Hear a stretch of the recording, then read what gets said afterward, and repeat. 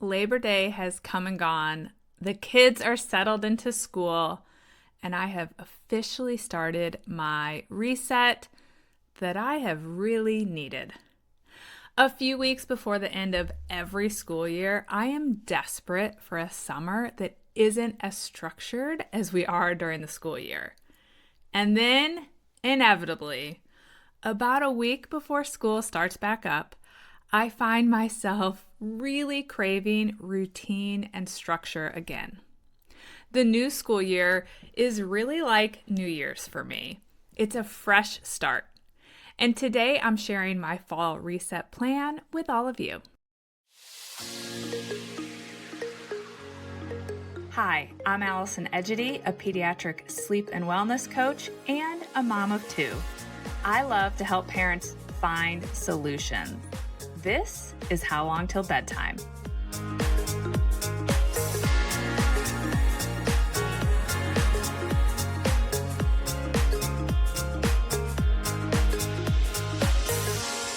Today I'm pulling back the curtain on something I'm working on for myself, my fall reset. If you've been around here for a while, you know that I've been on my own health journey for the last 5 years since getting diagnosed with Hashimoto's in 2020. And I generally have had really solid health habits. But the truth is, I let several of my own good habits slip over the last 6 to 9 months. And when the girls went back to school, I knew it was the perfect time to reset, to ground myself, and to get back to some habits that support me feeling my best.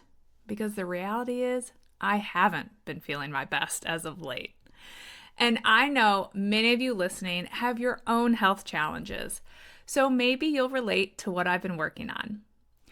So today I'm sharing exactly what I'm doing as part of this reset. I'll tell you why I'm doing it, and maybe it will inspire you to look at what small changes that you could make that might make a big difference in your daily life. All right, one of the biggest changes I'm making is waking up consistently at 6 a.m. That's about 30 minutes before the girls get up to get ready for school. It doesn't sound like much, but having that quiet pocket of time for myself sets the tone for the whole day. And I'd gotten out of that habit. I was generally waking up last school year, at least the second half, with my kids at 6:30. So we were all kind of in that getting the day started, not great mood right from the get-go. So here's what I'm doing with my reacquired 30 minutes. I get dressed right away, so I'm ready to walk my dogs right after the girls leave the house for school. I make my bed, and then I journal and do a short meditation, usually just 5 to 10 minutes. I've become a big believer in meditation over the last few years. And for any of you interested, I use the Peloton app for these morning guided meditations.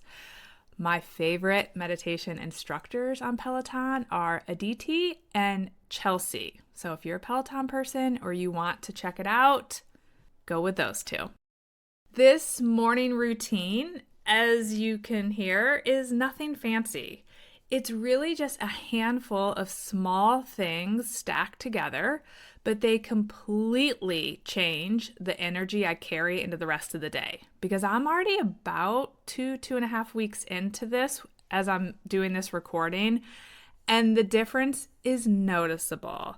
I even talked to the girls about it, and they agreed.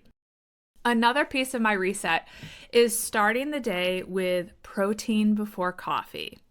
For me, that's a 24-gram protein powder drink. I'm just mixing that powder right into the water and frothing it up with my little coffee frother.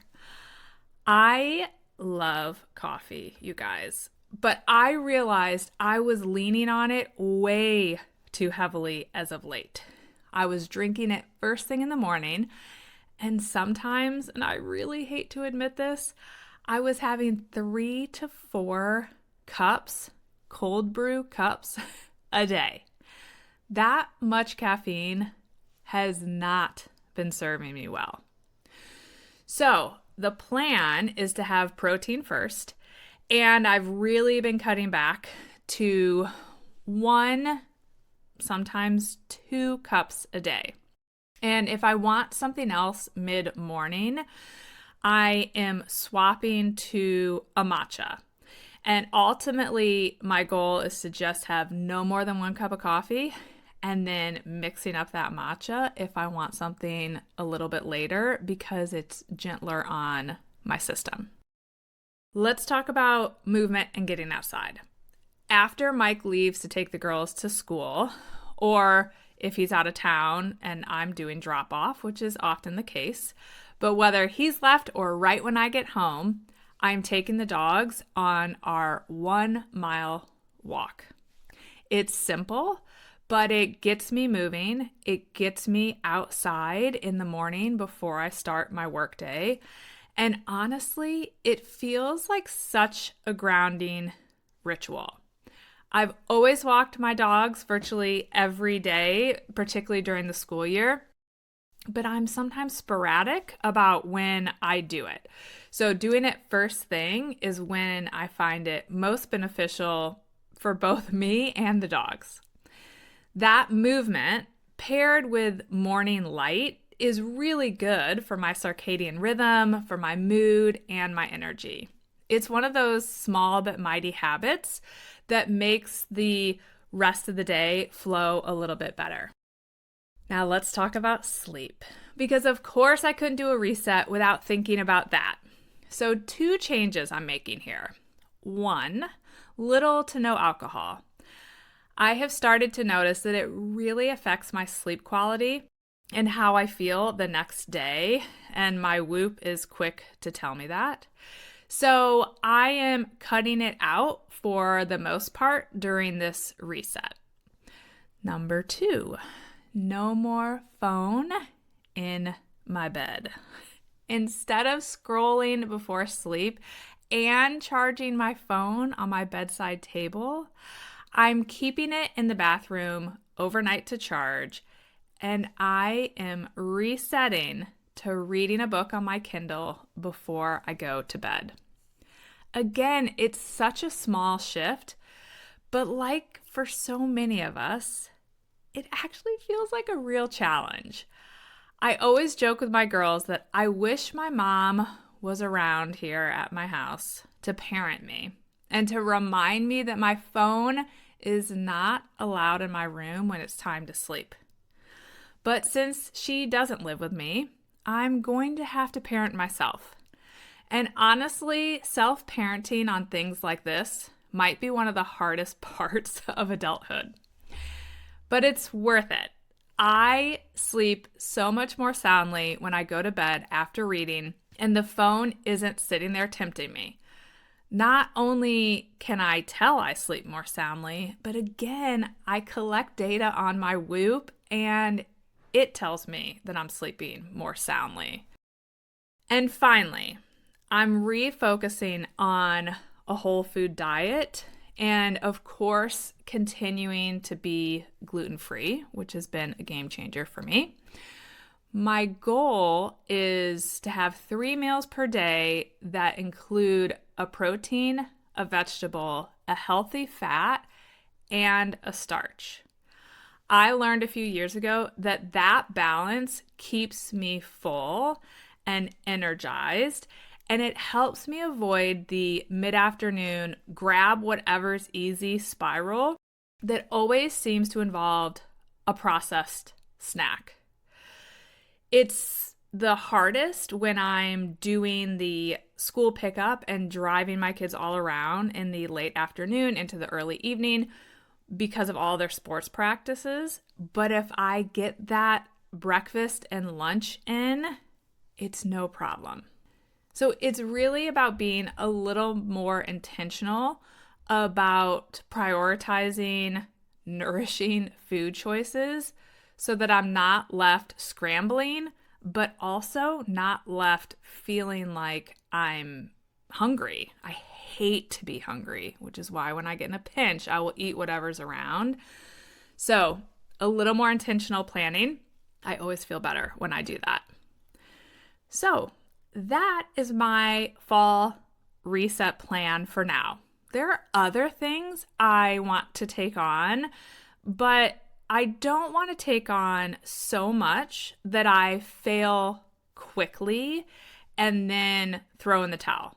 So I'm prioritizing consistent mornings, protein before coffee, daily movement, less caffeine, less alcohol, no phone scrolling in bed, and more intentional meals / a little bit more meal planning for myself.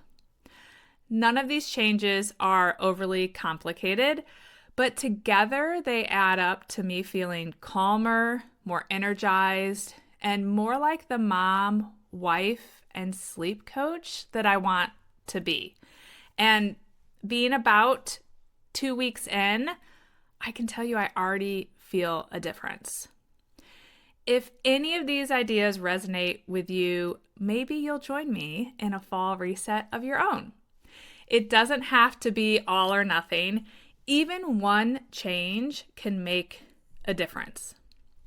And if you decide to join me in your own reset, let me know what your number one focus is, because I always love to hear what people are motivated by and what they're working on, and I'd love to cheer you on. So send me a DM on Instagram. My handle is @sleepandwellnesscoach.